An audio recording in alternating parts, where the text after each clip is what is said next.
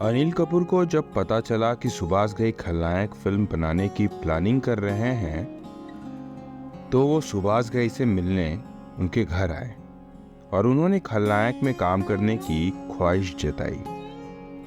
अनिल किसी से खलनायक की स्क्रिप्ट सुन चुके थे और उन्हें कहानी बहुत अच्छी लगी थी। अनिल ने सुभाष घई से कहा कि अगर उन्हें इस रोल के लिए गंजा होना पड़ा तो वो कोई गुंजाइश नहीं करेंगे, लेकिन सुभाष घई ने उन्हें कहा कि ये फिल्म उनके लिए नहीं है क्योंकि ये कैरेक्टर अनिल की पर्सनालिटी पर शूट नहीं करेगा। इस तरह अनिल के हाथ से खलनायक फिल्म निकल गई। वैसे अनिल से भी पहले जब खलनायक की स्क्रिप्ट का पहला ड्राफ्ट रेडी हुआ था तब सुभाष घई ने नाना पाटेकर को इस फिल्म में काम करने का ऑफर दिया था। नाना पाटेकर को भी कहानी पसंद आई थी और वो इस फिल्म में काम करने को तैयार थे, लेकिन सुभाष घई के कुछ मित्रों ने उन्हें सलाह दी कि चूंकि खलनायक अब एक कमर्शियल स्क्रिप्ट हो चुकी है तो नाना पाटेकर को इस फिल्म में लेना सही नहीं रहेगा। किसी ऐसे एक्टर को लेना चाहिए जिसकी कमर्शियल वैल्यू ज्यादा हो।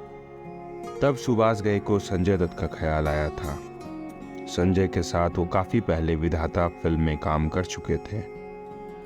संजय की बड़ी बड़ी आंखें, मासूम सा दिखने वाला चेहरा और एक्शन स्किल सुभाष घई को खलनायक के बलराम प्रसाद उर्फ बल्लू के किरदार के लिए एकदम सटीक लगा। सुभाष घई ने संजय दत्त को अपने घर मिलने के लिए बुलाया। उन्होंने संजय दत्त को पूरी कहानी सुनाई और संजय से कहा कि अगर तुम इस फिल्म में काम करना चाहते हो तो तुम्हें मेरी शर्त पर काम करना होगा। तुम्हें इस फिल्म के लिए कड़ी मेहनत करनी होगी। चूंकि संजय दत्त को भी खलनायक की कहानी, खास तौर पर बल्लू का किरदार बहुत पसंद आया था, तो उन्होंने हामी भर दी और वाकई में संजू ने सुभाष घई को निराश नहीं किया। जी, मेरा नाम है निक्षय मौर्य और आप सुन रहे हैं stardom chronicles with your story teller Nikshay Maurya. आज खलनायक फिल्म को 31 साल हो गए। 6 अगस्त 1993 के दिन खलनायक रिलीज हुई थी। तकरीबन 2.5 करोड़ रुपए के बजट में बनी खलनायक ने 12.5 करोड़ रुपए का नेट कलेक्शन किया था और सुपर हिट साबित हुई थी। उस साल कमाई के मामले में खलनायक दूसरे नंबर पर रही थी, जबकि उस साल पहले नंबर पर थी गोविंदा और चंकी पांडे की आंखें, जिसने तकरीबन 6 करोड़ रुपए के बजट में 14 करोड़ रुपए का नेट कलेक्शन किया था। तीसरे नंबर पर थी शाहरुख खान की डर, जिसने 3 करोड़ 25 लाख रुपए के बजट में 10 करोड़ 75 लाख रुपए नेट कलेक्शन किया था। खलनायक का आइडिया सुभाष घई को तब आया था जब वो अमेरिका में थे। सुभाष वहां अपने एक दोस्त अशोक अमृतराज के यहाँ ठहरे थे। अशोक अमृतराज किसी जमाने में भारत के नामी टेनिस प्लेयर हुआ करते थे। बाद में वो हॉलीवुड फिल्मों में प्रोड्यूसर बन गए। अशोक अमृतराज ने सुभाष घई से कहा कि क्यों न तुम एक फिल्म यहाँ बनाओ। तब सुभाष घई ने उन्हें खलनायक का आइडिया सुनाया, जो कि कुछ ही दिन पहले अमेरिका में रहने के दौरान ही उनके दिमाग में आया था। अशोक अमृतराज को वो आइडिया पसंद आया। उन्होंने फौरन उस कहानी को अमेरिका की राइट्स एसोसिएशन में रजिस्टर्ड करा दिया और फिर 2 बड़े एक्टर्स को काम करने का ऑफर भी भिजवा दिया। खलनायक में संजय दत्त ने जो किरदार निभाया है वो पहले हॉलीवुड एक्टर एडी मर्फी को ऑफर किया गया था, जबकि जैकी श्रॉफ वाले रोल में तब ओमर शरीफ को लेने की प्लानिंग की गई थी। उस वक्त फिल्म का टाइटल था बी नेगेटिव।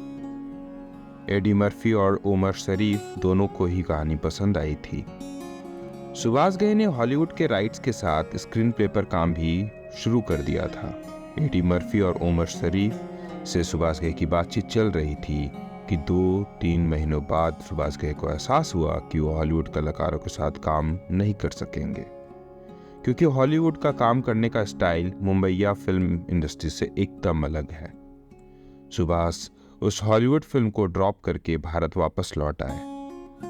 भारत लौटकर सुभाष घई ने इस आइडिया पर फिर से काम शुरू कर दिया। उस समय सुभाष घई चाहते थे कि इसे एक छोटे बजट की आर्ट फिल्म के तौर पर पेश किया जाए। उन्होंने स्क्रीन प्ले लिखना शुरू किया और जो किरदार निकलकर सामने आया वो उन किरदारों से एकदम अलग थे जो हमने और आपने खलनायक फिल्म में देखे हैं। उस वक्त सुभाष घई ने यह कहानी एक ढोलक वाले को सेंटर में रखकर लिखी थी जो पुणे की यरवदा जेल से बाहर आकर मुंबई जाता है और फिर वहां तमाम घटनाक्रमों के बाद वो अपनी मां से मिलता है। इसी किरदार के लिए सुभाष घई नाना पाटेकर को लेना चाहते थे। सुभाष घई जब हॉलीवुड स्टार्स एंडी मर्फी और उमर शरीफ के साथ ये फिल्म बनाना चाहते थे तब इसमें मां का कोई किरदार नहीं था। उस वक्त तो ईशा नामक एक जापानी लड़की का किरदार उन्होंने रखा था, लेकिन जब सुभाष ने हिंदी कहानी पर काम शुरू किया तो जापानी लड़की के किरदार को मां से बदल दिया।